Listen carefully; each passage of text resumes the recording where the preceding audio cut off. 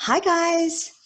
Hi, guys. Thank you for joining us. Welcome to another episode of Beyond the Current Situation. So, as you know, I usually do these on live Facebook. So, I won't be taking any questions at the moment because this is going to later on go into my podcast, which is just audio. So, as many of you know, I am a huge contributor of the health and wellness of all of us around the globe, and as an author and a coach and as a friend. And which is why I invited back my next guest, Eric Edmeades, who is, amongst many things, I have named him an endearing name of rock star of wellness, entrepreneur. Yes, he is definitely, an entrepreneur, and I think he's a rock star, and he is also the creator of WildFit, which we touched upon a little bit maybe a month or so ago. I believe that when we have a healthy body, when we have a really happy heart, and when we have a clear mind, we can not only overcome life situations, but we can thrive in life, no matter what. And I trust that you totally will benefit from our discussion today. So without further ado, welcome, Eric. It's great to have you here. Hey, thanks for having me back. Glad to be here. Yeah, of course. So, I'd like to kind of dive right in. I really align with your belief, and it's belief of many, including myself, that people don't fail diets, that diets fail people. Yeah. And for decades, I watched so many diets come and go many times. I've even seen the same diets, come back disguised, under a different costume. Maybe it's tweaked, has a different name. And none of them, however, really seek to bring an understanding, if you will, on as to why we need to eat a certain way and how we can adapt, our current lifestyle and make a new way of eating a way of life for us, and also what those core essentials we need to have optimal health and vitality of life, right? And life longevity. We don't want life longevity if we're not feeling great, right? So it's got to be vital.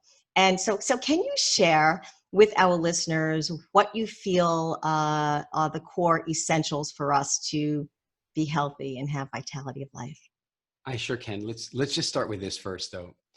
I want you to imagine you got yourself an exotic pet, right? You got yourself an exotic pet. Let's say like an elephant. You got yourself an elephant. Now, do you need to go scour the internet and go read PubMed and Harvard research? Do you need to go do all that to figure out your elephant's nutritional requirements? Or do you just need to turn on National Geographic and watch a nature program? And I think that we need to do more of that in the scope of our own existence. I will say to you that no matter what study is being commissioned by anybody at this point in time, there's generally some kind of agenda involved. And so whatever you are being told about nutrition, the first question you should ask yourself is, does this answer conflict with or agree with evolutionary biology?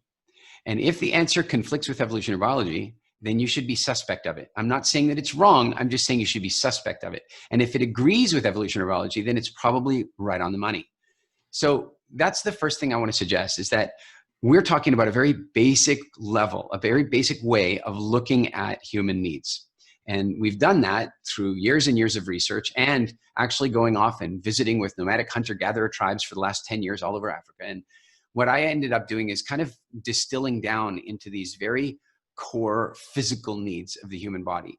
And it's based on this principle. I believe that our health is far more determined by us getting enough of the good stuff than it is by us eliminating the bad stuff. Yeah. And so the best way to explain that would be that imagine we take our perfect human specimen and we put them on the perfect diet. They only eat perfect things. They pretty much eat whatever our ancestors ate, and they eat them in perfect quantity, and it's done perfect. And they eat no garbage of any kind.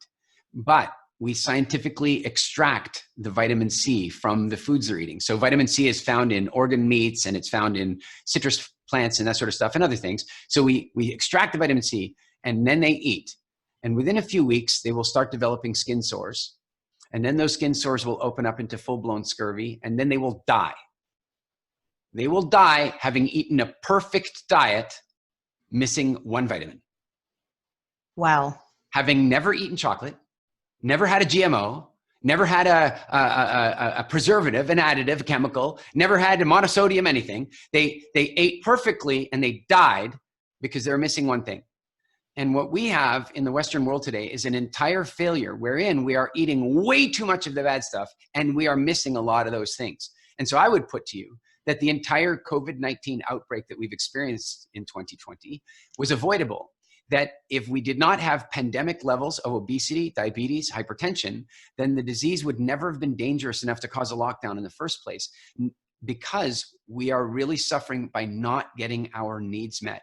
When people don't have sufficient levels of vitamin D, they are far more susceptible to COVID-19. When they are deficient in their vitamin C, they are far more susceptible to COVID-19. The science on this is already becoming clear. And of course, the numbers will clarify this more. So this is where we come up with, if we're going to go on a long drive with our car, the first thing we're going to do is we're going to make sure the car's needs are met. We're going to make sure the tires are pumped right, that it's got gas, that the oil is clean, that the brake fluid and the automatic steering fluid, everything's topped up and clean and ready to go. And then we're going to take the long trip. Yes. But what most of us are doing is driving along with a half-empty tank of bad quality gas with filthy, disgusting quality, bad fat oils, and then a bunch of other things that are dysfunctional. The car is not only missing things that it needs, but it's got a bunch of stuff that it doesn't. So let's focus today on exactly what you asked about, like what are the needs that we have. So we've distilled those into these 8 core needs of humans. And the first of these needs is, it's really simple. These have been done in, let's put it in a priority order. They've been done in this sort of order of priority. So urgency, if you will. And so, for example, the very first one is air. And so we absolutely need to have air. Now, a lot of people say, well, Eric, this is kind of pointless. I'm breathing all the time. I'm constantly breathing, so I'm getting my air. Well, no, because it's not only what you're breathing, you know, and it's not air that you need, it's oxygen. And so is the quality of what you're breathing good? Like where I live in the Caribbean, the air that we breathe blows in from Africa, comes across the Atlantic Ocean, doesn't touch another landmass, and arrives here as the cleanest air in the history of, you know, present day. Like, it's incredible. We want the best quality air that we can get. And then we have to talk about how we breathe.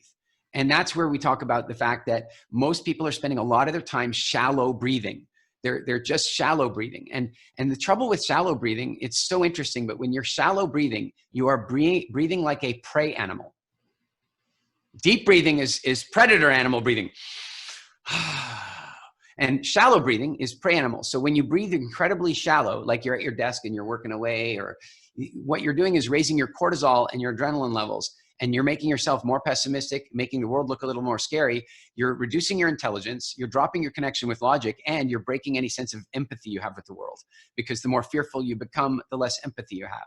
And so what we want to do is make sure that every single day we either do physical things that drive us to breathe diaphragmic, big diaphragmic breaths, or we want to be very clear about doing good breathing exercise. There's a bunch of them that you can think of. Like, you know, we at WildFit have what we call the 5x5 breathing. It's very simple. You breathe in for a count of 5, you hold at the top for a count of 5, you breathe out for a count of 5, you hold at the bottom for a count of 5, and you do that 5 times. And I guarantee you, you will feel great after doing that. So do that 2 or 3 times a day, or go study the Wim Hof method or the breath of fire, or any number of other ways that you can improve your breathing.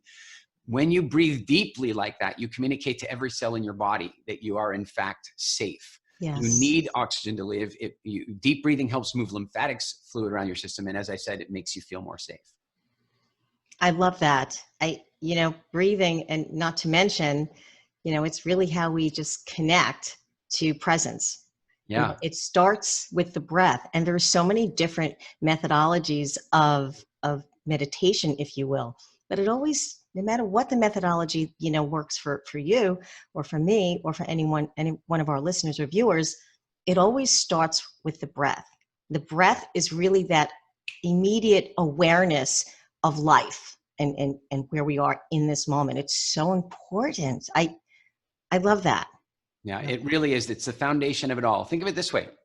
You can live for 3 minutes without air. You can only live for 3 days without water. You can live for 3 weeks to 3 months without food. We have to think the things in correct priority. But the weird thing is, when people are feeling down, the first thing they want to do is go eat something, when really the first thing they should have been doing is breathing deeply. and changing their metabolism and changing their psychology and their brain chemistry.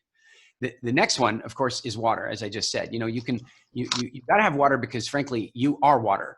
And your brain is like 83% water. Your body is massively about water. And so, it's crazy. When people want to build muscle, they go, yeah, I got to eat a lot of protein and build my muscle. You know what? You can eat all the protein you want. You can lift all the weight you want. But if you aren't drinking enough water, you can't build muscle. Yes. Can't be done. And so every aspect of your life requires water. You must have it. And then again, it comes down to like what kind and all that kind of stuff. And listen, coffee is not water. Coca-Cola is not water. These things are not water. Water is water. And obviously I would believe that the very best water that anybody could drink would be the most naturally occurring water they could, mineral water, rather than stay distilled water.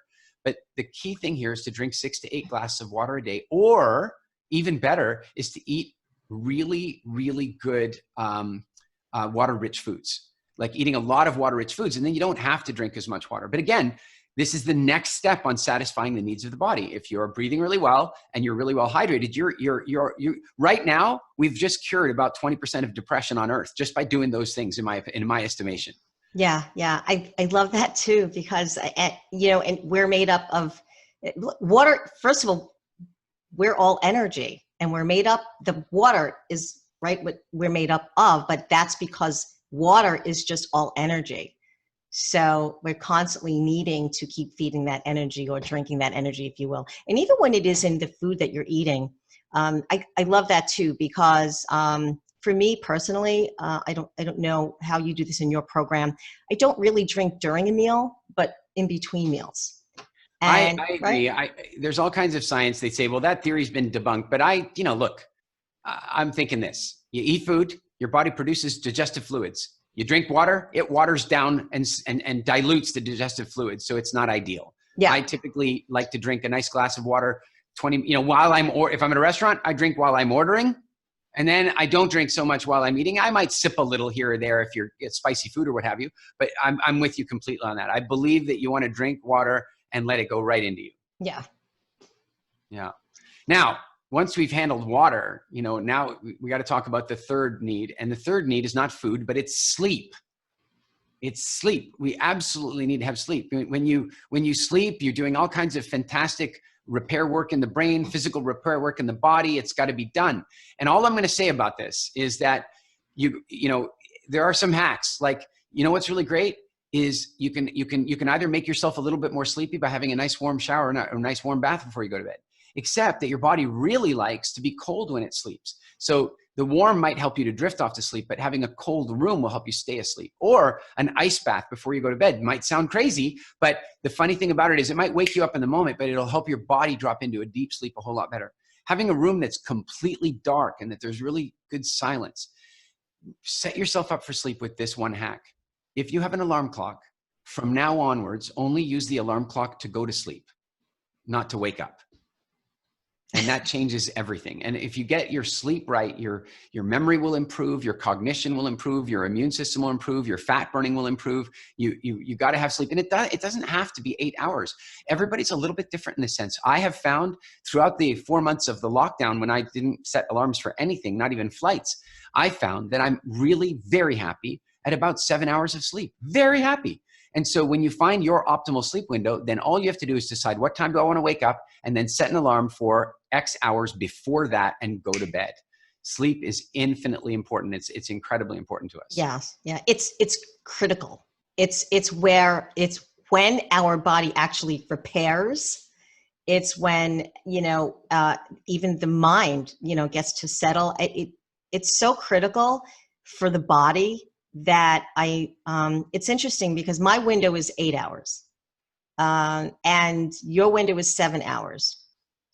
But I would suggest that if anyone feels that they're just functioning fine and feeling, very healthy at 5 hours of sleep a night, I would challenge that, or even 3 hours. Sometimes when people get older and their hormones are kind of weird, and anyone in their maybe 70s or 80s and they're up all night, they're up and down and up and down. That's like, it's so debilitating when you cannot get that rest. There's no recovery. Yeah, it's very true. It's very true. I tend to be with you on this, that 6 to 8 hours is a good window for most people. Some people like to be at one end or the other. And the best way to do that is to do it. Just to sleep without an alarm that wakes you up, and Yes. just to find out when your body naturally wakes itself up. Yeah. It's a beautiful feeling. Now, once we've handled our air and our water and our And our sleep, sleep. then the next thing we have to start talking about is our energy. We have to talk about our energy, and energy is really key because, it drives everything. I mean, our digestion is driven by energy. Our brain is massively driven by energy. Our heart requires energy. Moving requires energy. It's really important. The issue is most people in the developed world are not having an energy shortage. They're having an energy quality problem. So most people are far too carb dependent. Now, carbs are not evil. Don't listen to the people who tell you that carbs are fundamentally evil. They're not fundamentally evil. It's just that most people are overly dependent on them as an energy source. And so your body basically has, for simple terms today, it has three energy sources. It has fat, it has sugar, and it has protein. And it can burn any of those things for energy. And the one that you want to be your baseline system for burning is fat. It's the best one. It's the longest term. It's flat, smooth energy. It's a nice way to live. Sugar is the ups and downs and the moodiness and tempers and all that kind of stuff.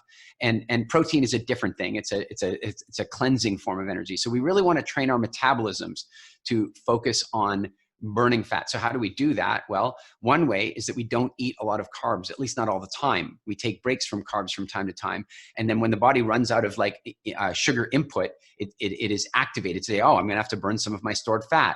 And the other way is to do the type of exercise that stimulates fat burning, which would be soft, gentle, and aerobic exercise, walking, something that can give you a bit of a glow or a little bit of a sweat that doesn't take your breath away. Yes. And then you're gonna move into more of a fat burning kind of situation.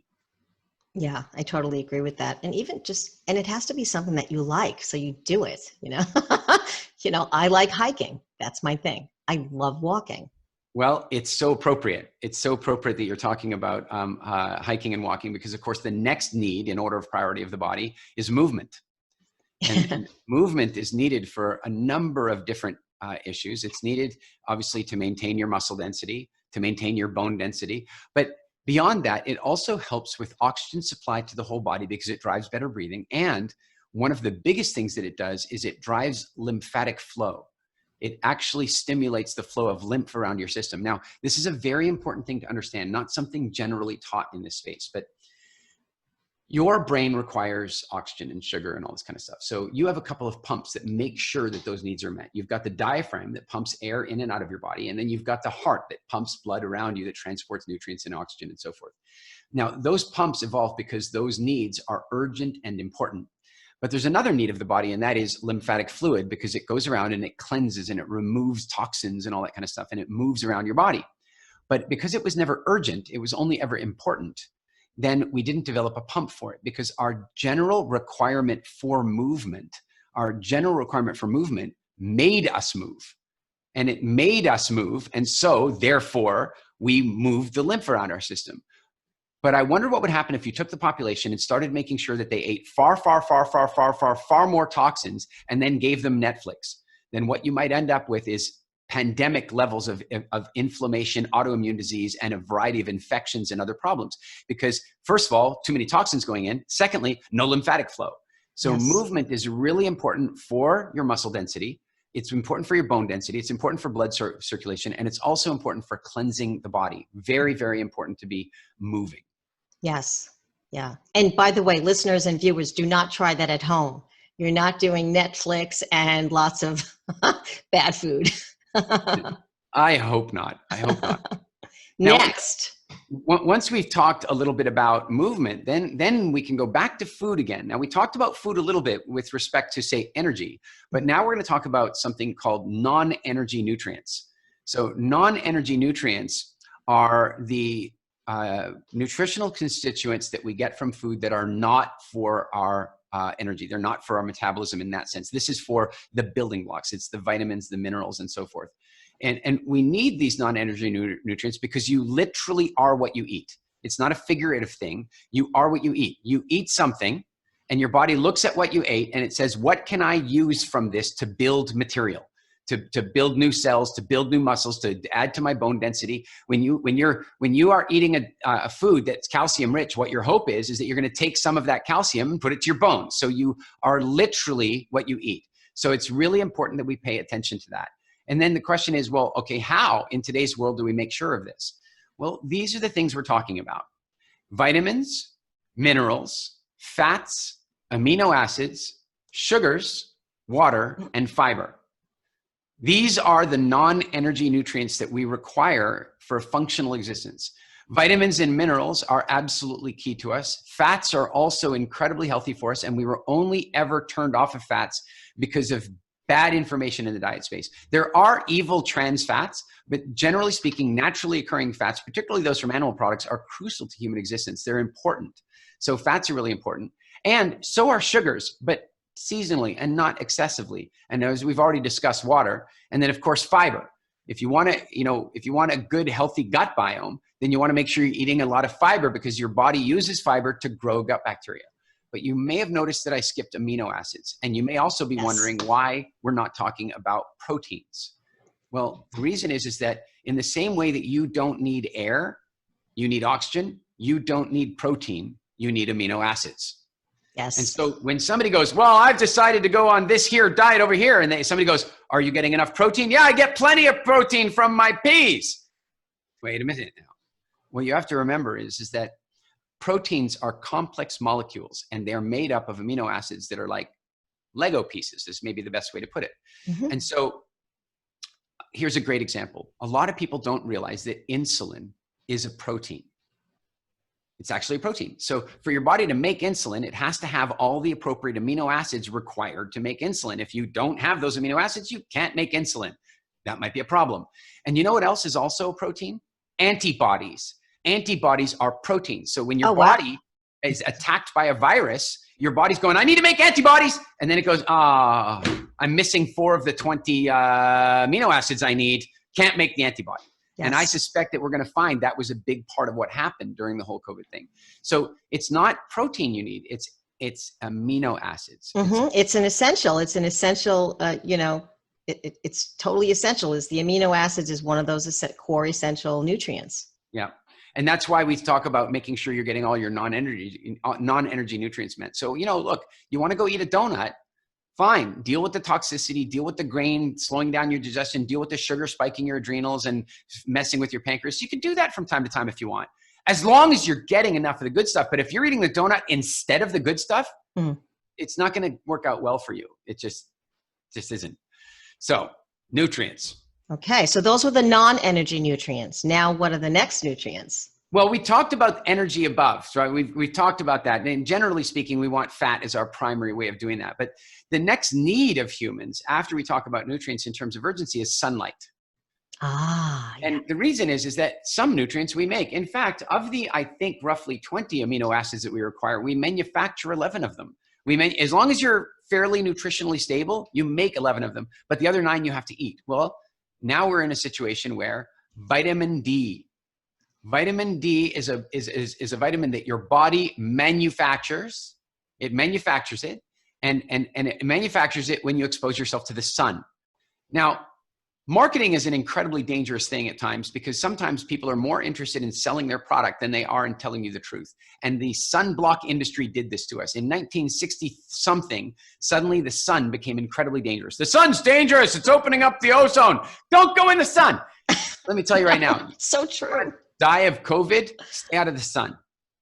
Stay out of the sun and don't get any vitamin D. And by the way, why don't you go and try and take some vitamin D supplements, which is not how your body wants it. No, go outside and get 10 or 15 minutes of sunlight every day. And by the way, I'm sorry, if you live in the United Kingdom or Vancouver or Seattle, you're probably going, well, I can't do that. Yes, you can. If it's light outside, that's sunlight. Yes, so, the sun doesn't have to be shining, right? That's right. Okay. Make that clear, listeners. If it's shining, you're going to get more exposure. And if it's more cloudy, you want to be out there longer. But you want to be out there long enough to let yourself get some sun. And so sunlight's incredibly important to your health, incredibly important to your immune system. So we want to make sure we're getting enough sunlight. I love and that. The last one is touch. Mm-hmm. Physical contact. Physical contact is the last of the 8 physical needs of the human body. And maybe the best way I can describe this to you is that we share more DNA with there's two species of wild chimpanzees, the bonobos and the chimpanzees. And we share more DNA with the one than the other one does. In other words, we're a closer relative. If we weren't so damn arrogant, we'd probably call them Homo troglodytes rather than trying to put them off in the animal kingdom. Now, the reason I mention this to you is that, you know, in a chimpanzee troop, you've probably seen videos where they're picking at each other and they're touching each other. Yeah. And they're preening, you know, they're picking out ticks and all this kind of stuff. But weirdly, they have a culture about it. And that is that you do not groom somebody who is of a lower social rank than you in the tribe. Really? Yeah. You only groom somebody who's equal or greater social status as you in the group, in the troop. And that's pretty fascinating. What also is fascinating is that the lowest ranking members of the troop have the lowest life expectancies. They die. And they die ultimately from lack of touch. Now, we already know this because we know that if you take a baby and you put them in an incubator away from their parents, there are all kinds of challenges with that. With a parent, if you put the baby in the mother's arms, then there's this whole other thing, right? Like this absence of affection can be absolutely fatal. And so we see it in the chimpanzees, we see it in the way babies are raised, but we also need it. We need it as well. And many people through the COVID lockdown really experienced what it's like to not have that for months at a time. It's incredibly painful. And many people were living like that before. Yeah. Especially if you're living alone. Like I've been alone through this whole thing. Yeah. And I'm with you 100%, totally aligned. We need touch. I actually even, and even when you talked about preening, I'm thinking of, remember I told you last time I have Pippi, my green-cheeked conure, and he preens me like all the time. So interesting to know. He better know that I'm at the same rank, if not higher, because I take good care of him. But it's funny because I actually, you know, going back to touch on a serious note, there was that study that was done. I can't offhand think of the year it was done, but I have it. It's in a chapter in my book, Truth to Triumph, and they did a study. To your point, they did a study that the babies that were born were not going to be touched by the nurses, like at all. They were just going to be picked up to fed, put back down, not touched ever. And sadly, and I hate to even talk about this because it makes me cry, but they all died. And they proved that we need touch. Well, I can give you another one that's a little less, you know, painful, but equally is emotional. And that is, you know, I've been on lockdown here like you. I've been separated from my family, and I don't have a bird to preen on me. So, you know, I after about 2 months, I was going through some pretty tough emotional stuff, and I'm alone and what have you. And my knee locked up and I couldn't function. I didn't know what was going on. And there's a very, very good osteopath here. So I contacted her to see if she'd be willing to come out and do a session. And, you know, she took all the precautions and the disinfectant and the masks and all that stuff. And she came over and she did the session with me. And it was the strangest thing. She put me down on the bed and we're doing the different adjustments and stuff. And then at one point, all she did was touch me. Just touch me. And I'm just, and suddenly tears started welling forward in my eyes, like tears. Like I wasn't like crying, but my body was. No, and that's the emotions of that needed that. Yeah. So it's really important that we do that. So bottom line. Wow. That's, thank you for sharing that. That's, again, to your point, it's so important. Yeah. The bottom line is that if we take care of those 8 needs, we make sure that we're breathing well, deeply. We make sure that we're drinking good quality water and lots of it. We make sure that we really make a commitment to sleep. Like turn off the electronic devices 3 hours before you go to bed and go to bed, and set an alarm to go to bed, and make sure that you're living a life that allows you to have a healthy metabolistic baseline health, which is to say burn fat predominantly by eating good quality fats, by restricting your carbohydrate intake, and by doing exercises that drive fat burning. And do exercise, move your body. You don't even have to exercise, but just do intentional movement. Like stop the rock star parking. You know, when you go to the shopping center, park at the back and leave the spots by the door for the pregnant women and the children and that stuff, right? Yes. And you walk in and get the extra steps. Then when you focus on food, you really should be asking yourself, why am I eating this? Am I eating this for an emotional reason? In which case you probably don't want to eat so much of it. And if you're eating it because you know your body wants it and needs it, then that's a good thing. You've got to get your nutritional needs met. Make sure as best you can, 10 to 15 minutes of sunlight every day, and do what you can to have a life that involves pets and people and stuff that allows you to have that physical contact that's so key to the human experience. Yeah. And you know what? Um, just to rewind slightly, you said you don't have an animal at home as well.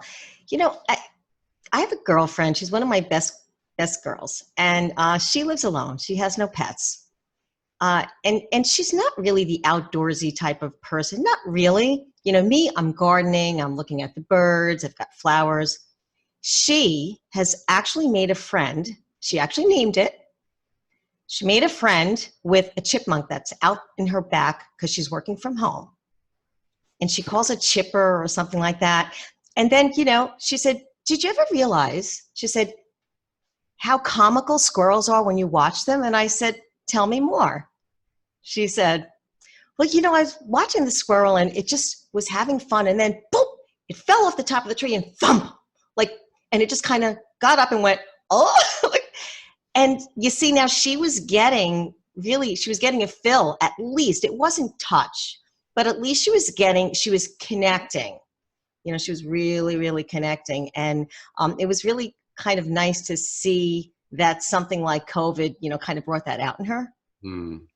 Yeah. Mm. Yeah. So for any of our listeners or viewers, it's the 8 core: air, water, sleep, energy, movement, non-energy, nutrients, sunlight, and touch. That's right. Right? Yep. Okay, great. And it's funny when you talk about, we're kind of talking about touch. So I always felt that, well, actually, I'm not going to say I firmly know that nothing replaces the human connection. And this pandemic, you know, and the challenges, the pandemic challenges that need. And nothing will get us farther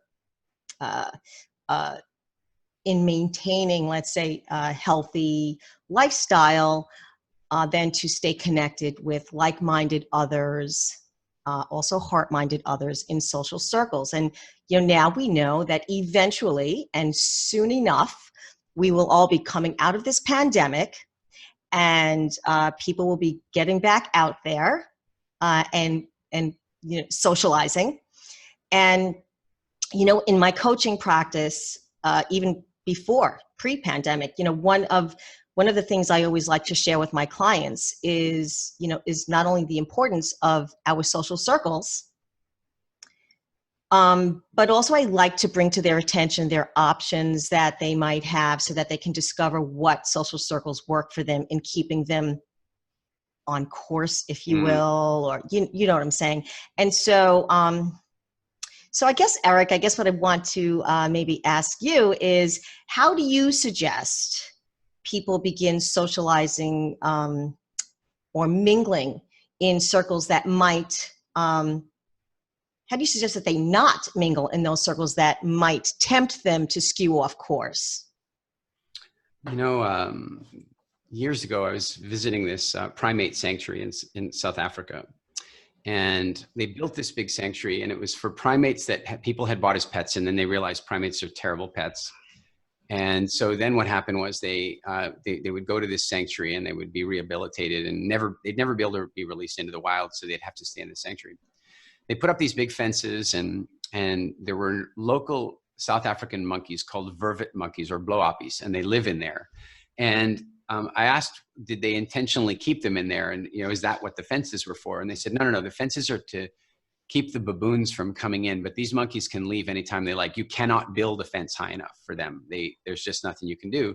And they said, one of the things we were really afraid of when we built the sanctuary was that the monkeys would leave when we started bringing the foreign primates in. And I said, why would you be afraid of that? I mean, it's a foreign monkey sanctuary. Why would you care? And they said, well, the foreign monkeys don't know, because they're mostly from like other parts of the world. And so they don't know what to eat. They don't know what's edible and what's poisonous. They don't really know. They know in South America, they know in maybe Central Africa, but they don't know in this forest. So they were really hoping the vervet monkeys would stay. And I'm like, well, how would that even help? And he goes, you'd be amazed. What happens is you bring these 2 monkeys in and you put them in the cage, and they're now in quarantine, and they have to be in quarantine, you know, for whatever, I think it's 6 weeks or something like that. And as they sit there, they sit at the side and they watch. And they watch the vervet monkeys whenever the vervet monkeys come around. And then when they finally open the cage and let them come out, They watch the vervet monkeys. Now, they don't become friends. Let's not romanticize this. It's not a Disney movie. But they do watch them, and they eat what they eat. And they pay attention to that. And they don't eat what they don't eat. They learn. And I think that humans are so good at that. In fact, we do have mirror neurons that are designed to help us unconsciously model the behavior of people that we admire and look up to. Now, this is a problem for us in our culture today because our values have become skewed, and we now look up to rap stars and athletes that, many of them are good humans, but many of them are not necessarily ideal candidates for admiration. And so our kids are looking up to them, and their mirror neurons are kicking in, and they're picking up the unconscious behaviors of those people. Yes. We have to be paying attention to that. So when you ask, like, how do you like get out there and start mingling again and mingling with people that are going to support you? Well, why don't you look for many more of the monkeys that look the way you want to look?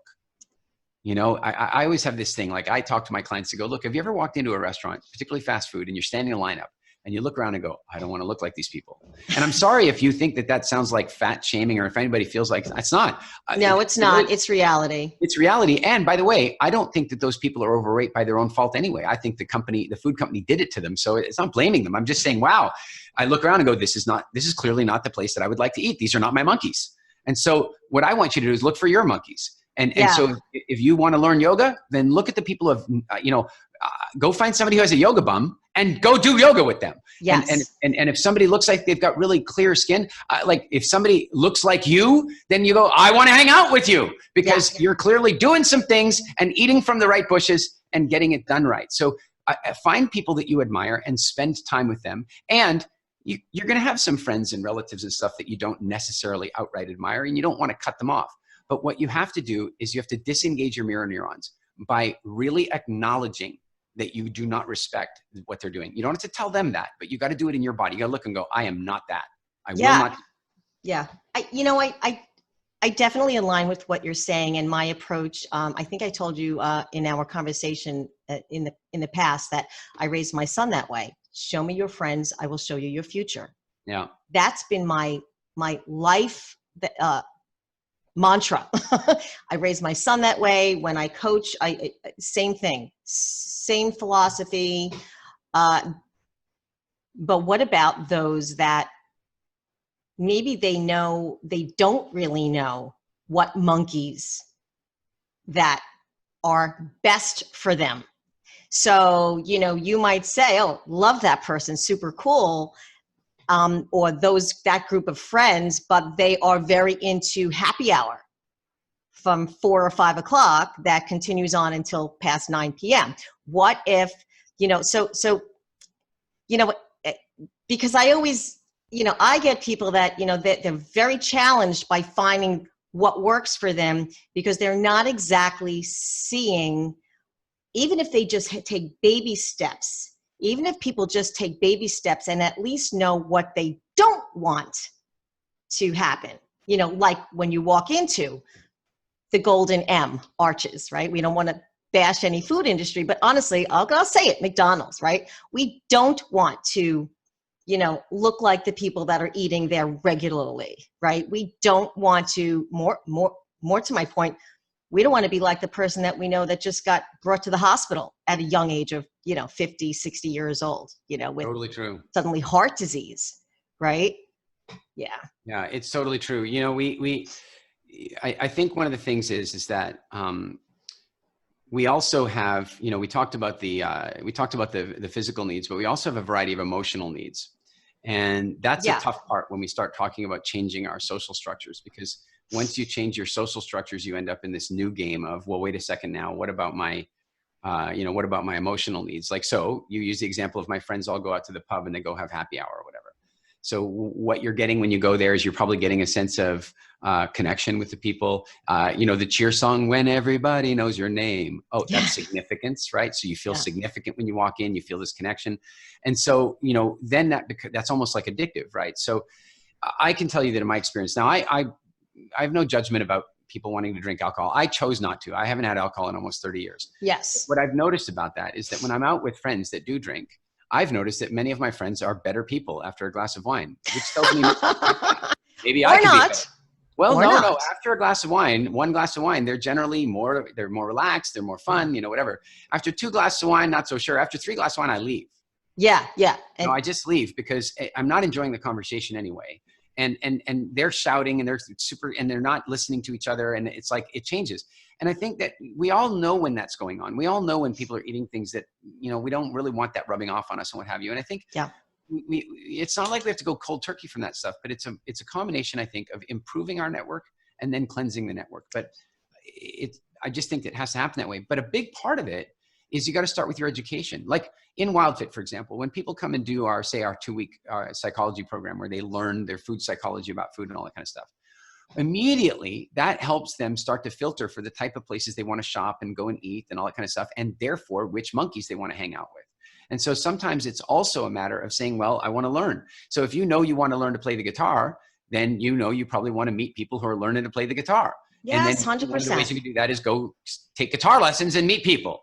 And so I think we have to get really strategic about saying, look, when we were kids, we predominantly met our friends by going to school and summer camp. When we became adults, we lost that and we moved to this new model where we predominantly meet people at work, which is just frankly a terrible place to make friends. I'm not saying you can't make some good friends there, but honestly, you got to have friends outside of that too, is all I'm saying.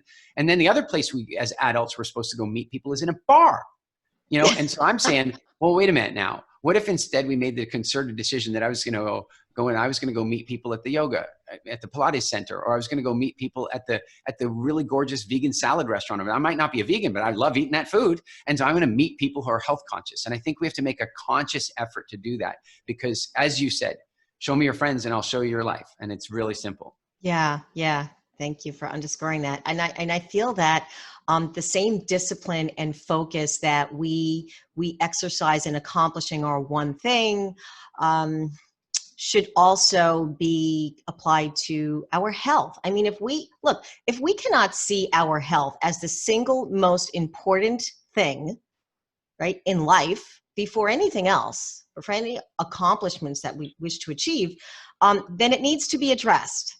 And it needs to be addressed quite seriously. And even if it's just taking, again, those baby steps to make a shift, and there's always an emotional component always that is underlying every single person who struggles to make changes in those areas in their life that that they're challenged with. And so, what method, do you use in your WildFit program to keep people disciplined and focused?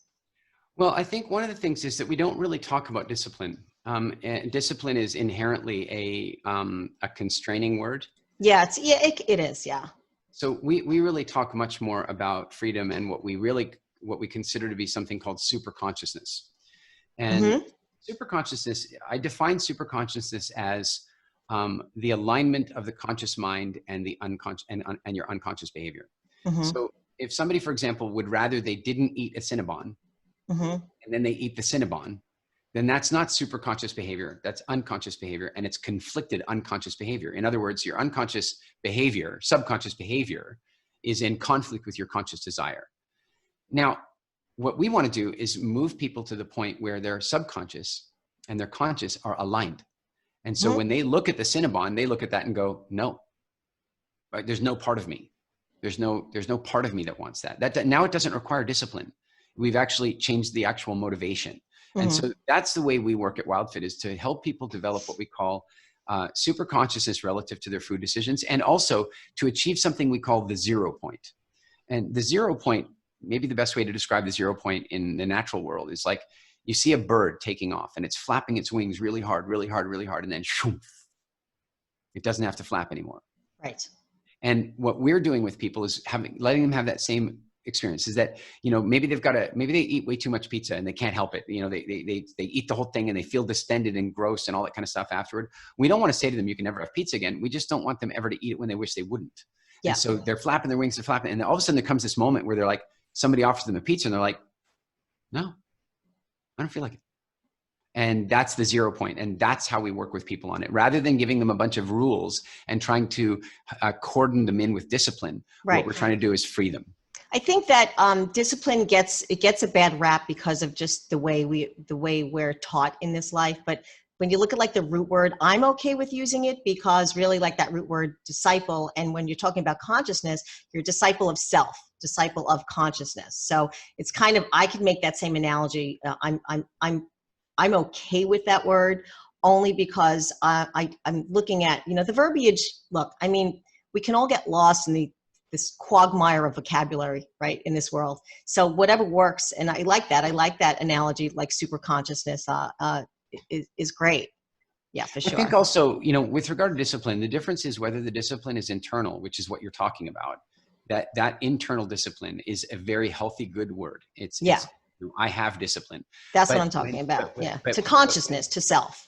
Right. But when we try to create a program that creates that, and that's, that's exactly the idea here, is to get people to a point where it isn't about, like, I'll really show it to you. I'm sitting here and somebody's put down a plate of cookies. Now, 25 years ago, I would not have had a choice.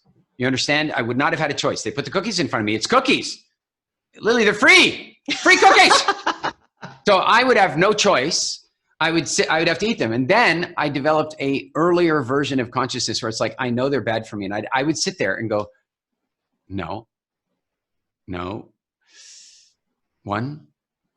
Yeah. And then what I'd be trying to do is developing the discipline to not eat one, even though I wanted one. And what I want to do is get to the point where I don't even have to do that because I don't even want it at all. Mm-hmm. And that's really the work we do at WildFit. It's getting you to the place. Like I'll tell you the best version of it. One day I got this phone call from this guy who is one of the founders of Zumba, and he was the chief marketing officer at Zumba, $1 billion fitness brand. Managed to get people who would never ever stick to a fitness program to stick to a fitness program.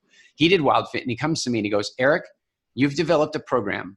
All these people are out there trying to find a diet that will stick to them, and you've found a way. Sorry, they've all found a diet they can stick to, and you found a way to get the diet to stick to them. Mm-hmm. And so he joined on and he helped us out and he started consulting us on brand development and all this kind of stuff.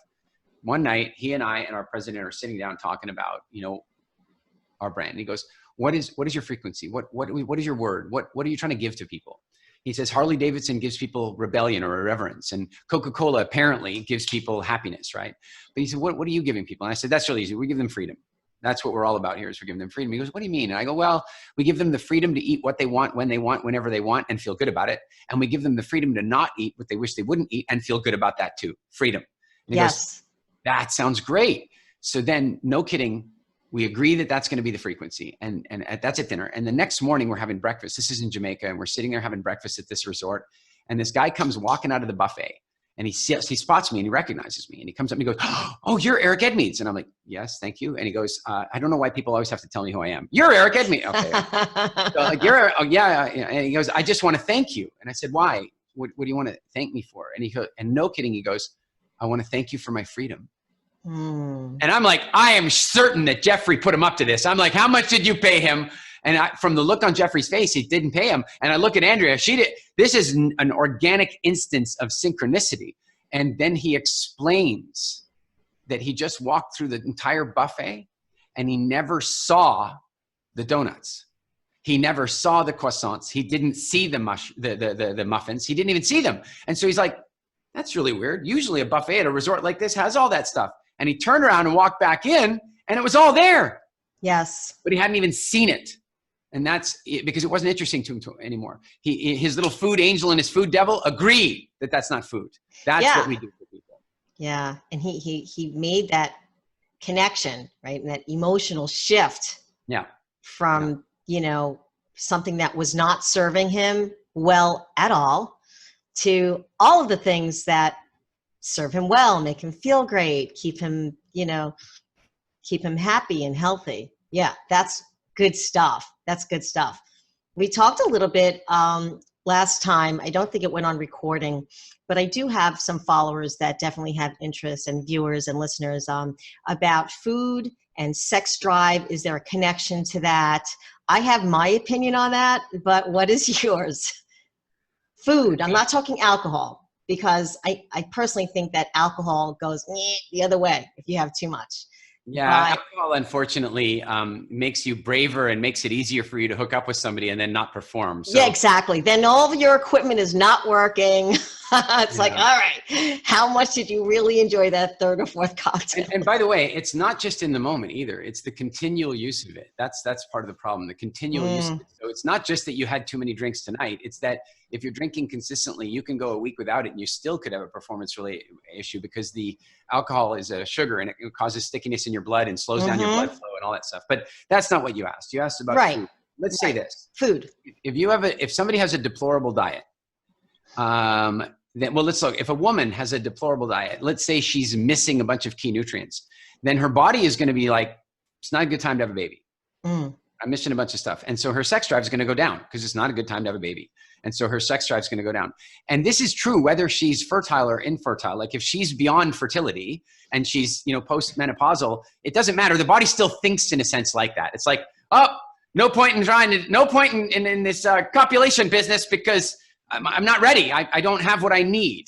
And so the sex drive, and the same thing for men, if you're depleted, then very often your energy is going to be down and so forth. So when somebody has a really healthy diet and a good exercise regime, and that's even more important for men.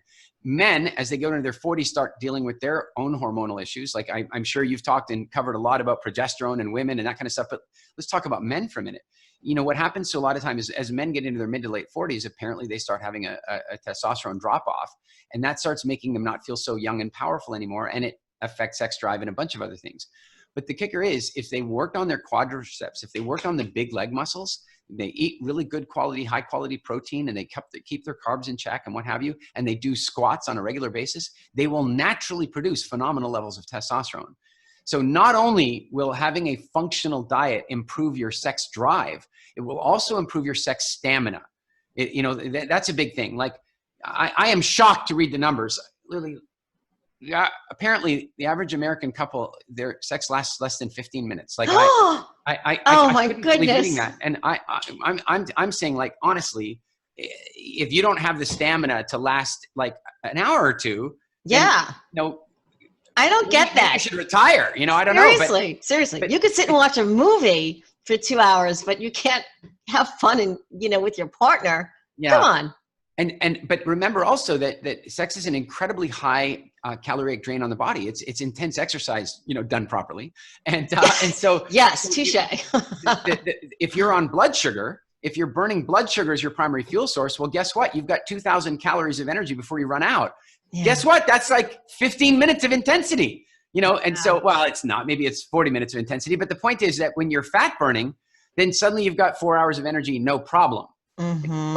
So you're dead on the money. And as a bonus to all this, for any couples that are thinking of conception, this is a major fix to conception problems.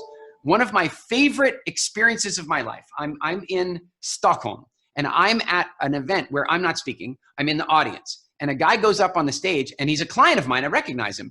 And he goes up on the stage, and he's in Stockholm, but he's from Estonia. And his English is pretty rough. And you have to know something about Estonian.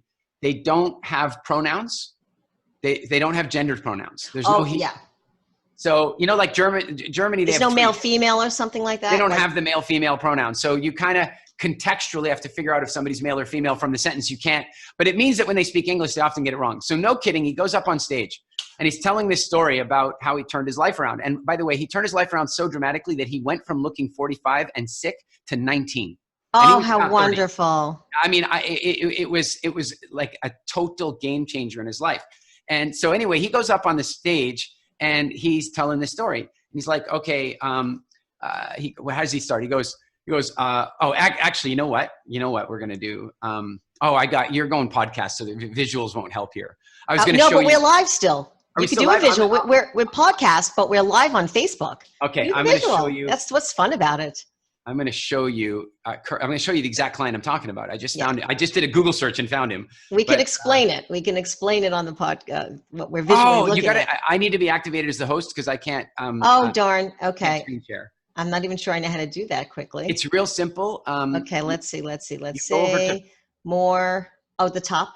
No. Participants. Yes. Just go to my name. Oh yeah, perfect. Yeah. And then I'll show you him, and then I'll tell you the story. It was so fascinating because, he'd been a business client of mine for a long time. And then one day he decided to jump in and do WildFit. Yeah, you're on. And these pictures, I kid you not, are 90 days. I love it. It's 90 days? 90 days. Eric, stop. No, absolutely. I literally have thousands of these I can show you. God bless. So anyway, he's up on stage and he goes, me and wife, try get pregnant. Already 2 children, but now 5 years, no babies.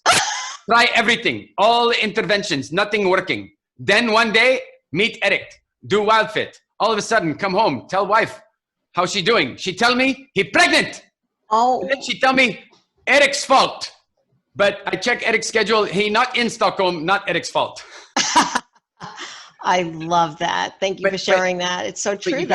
But you gotta really understand that they had tried all the IVF and all this like fertility treatments and they'd given up. They just had given up. And but can you understand why nature, looking at those before and after pictures, why nature would not have wanted the other one to breed? Right? Yeah. Like, I don't want you passing that on. And then as soon as he turned his health around, boom. So not only is your nutrition and energy key to your sex drive, it's also key to fertility. Yeah, absolutely. And let's say for those people that are not seeking, they're not in their childbearing years, let's say. And so,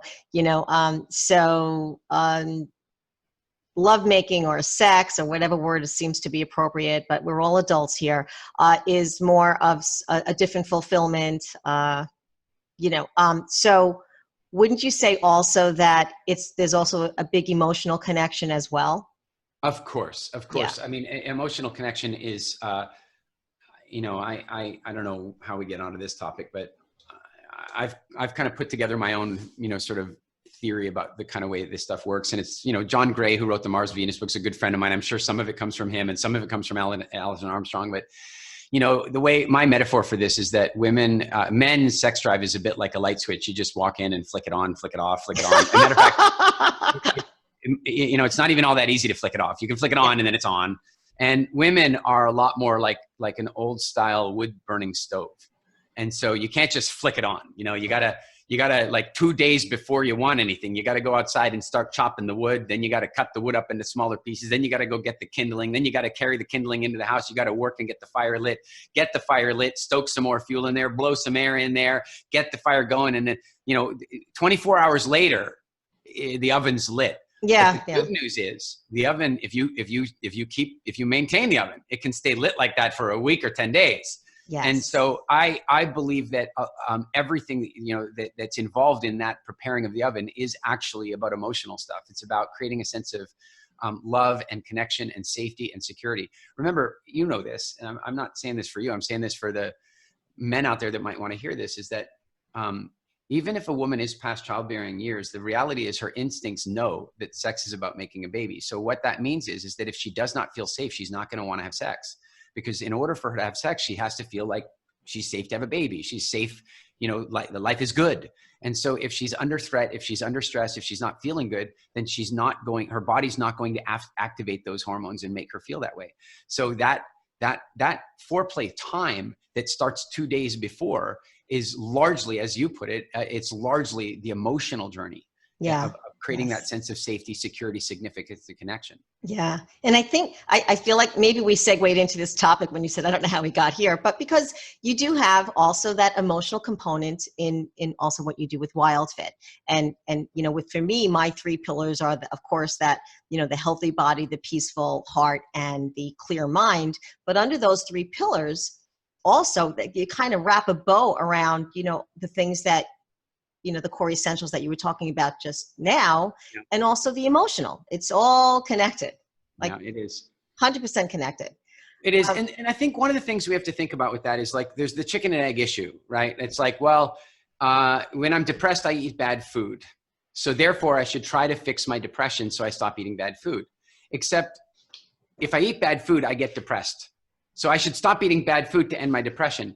And the point is that it's a loop. And all I'm saying is, our job is to ultimately turn the spiral, because you're never stasis, right? You're not, like, that doesn't exist for more than a minute or two. What we constantly are is either spiraling down or spiraling up. And so when somebody's feeling depressed, yes, one of the very first things they can do to make themselves feel better is to start breathing properly, hydrating, and eating properly. And if they do those things, oddly, a lot of depression begins to soften, which makes it easier to eat well. And you've turned the funnel.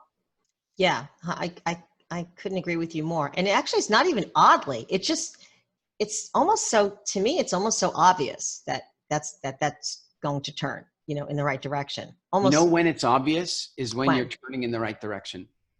Yeah, that's when you get that issue. aha moment. Once you're in the downward spiral, it stops being obvious. It just does, because you're headed down. And again, remember what happens when you start producing cortisol and adrenaline. Your intelligence dips, your logic dips, and your empathy dips. So you suddenly become a less functional human being, because the truth is that when you're under threat, look. If somebody's very happy, they're very, very happy, comfortable, feeling safe, then who are they worried about? Everybody.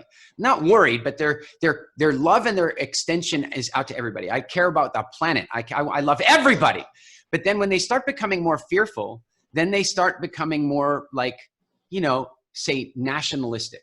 That's where you get this whole nationalistic music. It's like fear, scarcity, scare. So I have to be nationalist. And then it gets even worse, because of fear, scarcity, scare. Now it's racist.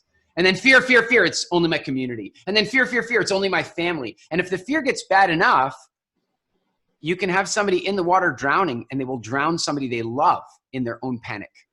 Of course. And so when we're in that negative spiral, the minute it begins, we are starting to lose that sense of intelligence, that sense of logic, and that sense of empathy. And so, and the longer we're in the spiral, the harder it is to pull up, and we end up in a nosedive heading straight down to the ground.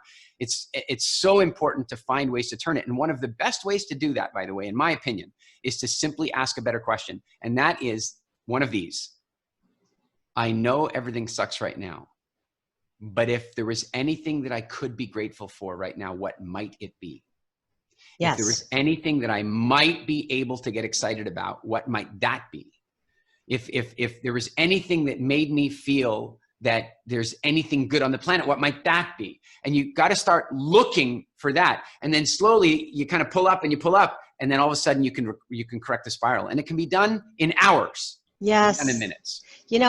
I love that, Eric. If there's one thing that I always say, I say it all the time, I've written it, is that we can always find moments, we can always find a condition of happiness in any situation, no matter what. It's in there. I'm not saying it could be that it's a huge condition of, happiness, but we can always find those little moments, or those little things that we can kind of power up on, right? To help us propel, if you will, and start to spiral up, even if it is just baby steps. So I'd love our listeners to know that, if you are feeling that down there, the good news is, that you can kind of just start to find those little things that Eric is saying. When I mentioned that those little things, or ask that question that, as Eric was suggesting, that what might that be, right? Yeah, and that's why I don't ask the question, what am I grateful for? Because frankly, your subconscious mind will just say nothing. And that's why it's like, okay, but what could I be grateful for? What might I be grateful for? And the one thing, and this is so silly, but I just put it this way, like, if you were a pharaoh, you were at the very top of the world. You had the best life of all lives. You were the pharaoh of Egypt. But you know what? You didn't have hot and cold running water. You didn't have air conditioning. You didn't have heating. You didn't have a car. You didn't have planes.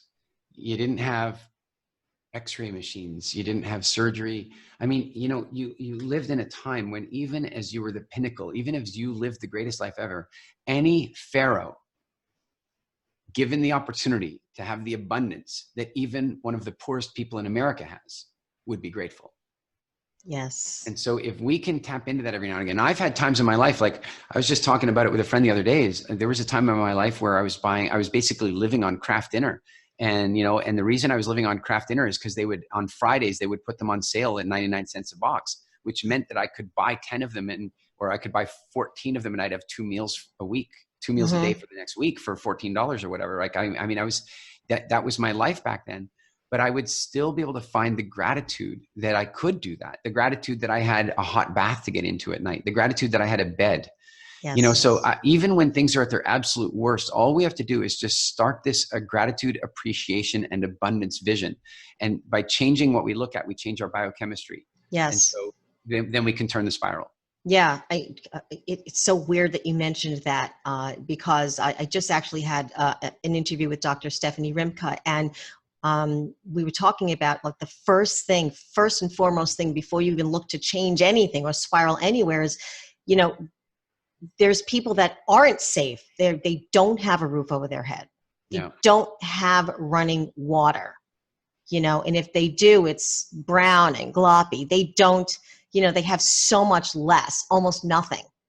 And that is a whole mental thing to address before even talking about the things that you and I do. And, but that safety is big. And that gratitude, like you say, is huge. And it's a great way. I like that you put it that way, that we can really. There's another aspect to this as well. And maybe you've seen this meme on the internet, but the other day we were on one of our WildFit calls, and this woman was incredibly sad because her mother's 107 years old and separated from her because she's in a nursing home where they won't allow visitors because of COVID.